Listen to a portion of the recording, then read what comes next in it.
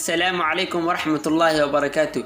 دمان أصحابتك كحرن كنال كفهم كميديا كسو دوادا مقال عصب إيا موضوع عصب ما أنت وحان كهل دونا إن شاء الله تدوهب وادوغو فايدي سنكرتد وقتك فراقة دا انت آن الموضوع بلاوين فضلا سبسكرايب نوصار كنالك سينا شرقري مع السند.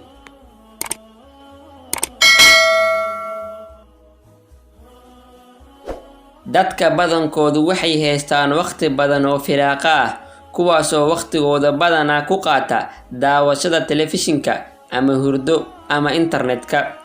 u adeegsiga waqtiga firaaqada wax uun waxay saameyn ku yeelan doontaa noloshaada. sidaa darteed u adeegso waqtiga firaaqada wax ku anfacaya maxaa yeelay waxay si toos ah u saameynaysaa caqligaaga iyo caafimaadkaaga.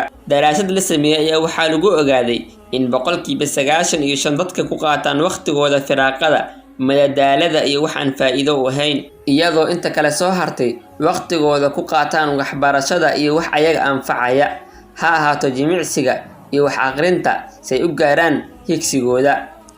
haddaan in yar milicsano wadooyinka aan u faa'iideysan karno waqtigeena firaaqada waxaa ka mid ah jimicsiga.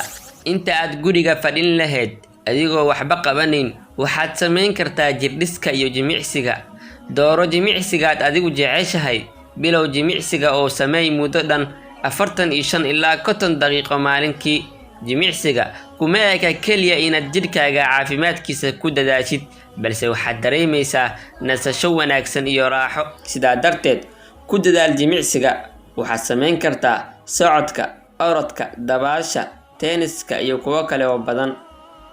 akhriska haddaad jeceshahay inaad akhriso buugaag, tani dhab ahaantii waa qaabka ugu wanaagsan ee waqtiga firaaqada lagu faa'iideysto. waa inaad akhrisaa mowduucyo cusub oo dhinacyo badan ka hadlaya, ma ahan inaad akhriso buug hal dhinac ah, maxaa yeelay sidaa haddaad samayso waxaa ka indhala-aanaysaa dhinacyo kale oo badan. sidaa darteed akhri dhinac badan, inkastoo lasoo wada koobi karin haddana akhri wax un. socodka ka waran haddaad socoto maalin kasta 30 ilaa 40 daqiiqo waqtigaaga firaaqada ka mid ah. haddaadan doonin in jirkaagu daal dareemo waxaa habboon inaad socoto. tusaale, gaari ha u raacin meel lugta ku gaari kartid adigoo waqti kugu filan haysta. socodka ayaa sababi kara in jirkaagu caafimaad helo. sidaa darteed socodka marnaba ha dhayalsan. ka shaqaysiinta maskaxda maxaa diiday inaad isku daydo wax ka duwan daawashada TV-ga ama isticmaalka Facebook-ga waqtiga firaaqada. internetka waxaad ka heli kartaa ciyaaro badan oo loogu talagalay maskaxda, tusaale ahaan ciyaarta lagu magacaabo Sudoku ama halxiraalayaasha iyo su'aalaha furan oo aad ka heli kartid internetka ama application offline ah. inaad daawato TV-ga ayaa ka fiican inaad firfircooni siisid maskaxdaada. baro wax cusub. isku day inaad barato wax cusub inta aad ku jirto waqtiga firaaqada. baro wax cusub taasoo kaa saacidi doonto inaad horumariso xirfadaha aad u leedahay dhinacyo badan. haddaad barato wax cusub waqti kasta waxaad helaysaa aqoon iyo cilmi badan oo ku anfacaya, kamana qoomayn doontid insha Allah. waqti la qaado asxaabtaada. jadwal maalmeedkaaga waa inaad ku dartaa inaad waqti siiso asxaabtaada saad kelinimo u dareemin.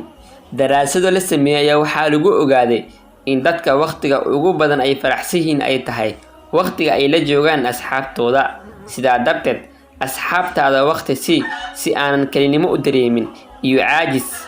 raadi shaqo aad qabanayso keliya waqtiga firaaqada. waxaad ugu faa'iideysan kartaa waqtiga firaaqada inaad qabato hawl oo aad ku kasbanayso lacag, weliba adigoo guriga iska fadhiya.